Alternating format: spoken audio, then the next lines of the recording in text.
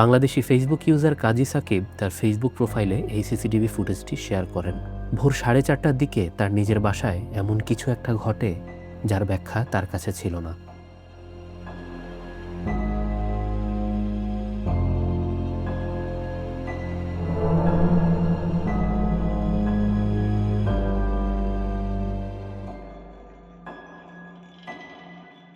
CCTV ফুটেজে দেখা যায় রাত 4:39:55 মাথায় ডাইনিংয়ের পাশে থাকা ফ্রিজের দরজা হঠাৎ করেই তীব্র ঝটকায় খুলে যায়। সিসিটিভি ক্যামেরার লেন্সের আশেপাশে প্রচুর মাকড়সার জাল থাকলেও এই ঘটনাটি নাইট ভিশন ক্যামেরায় পরিষ্কার ধরা পড়ে।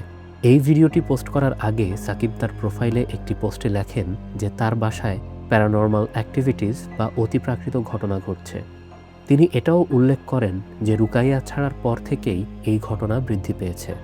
রুকাইয়া হলো ইসলাম ধর্ম অনুযায়ী স্বীকৃত একটি বিশেষ হিলিং প্র্যাকটিস, যেখানে কোরআন তিলাওয়াত সহ বিভিন্ন দোয়া কালাম ও অন্যান্য রীতি পালনের মাধ্যমে বদনজর, জিনের প্রভাব কিংবা কালো জাদু থেকে রক্ষা পাওয়ার জন্য সৃষ্টিকর্তার সাহায্য চাওয়া হয়।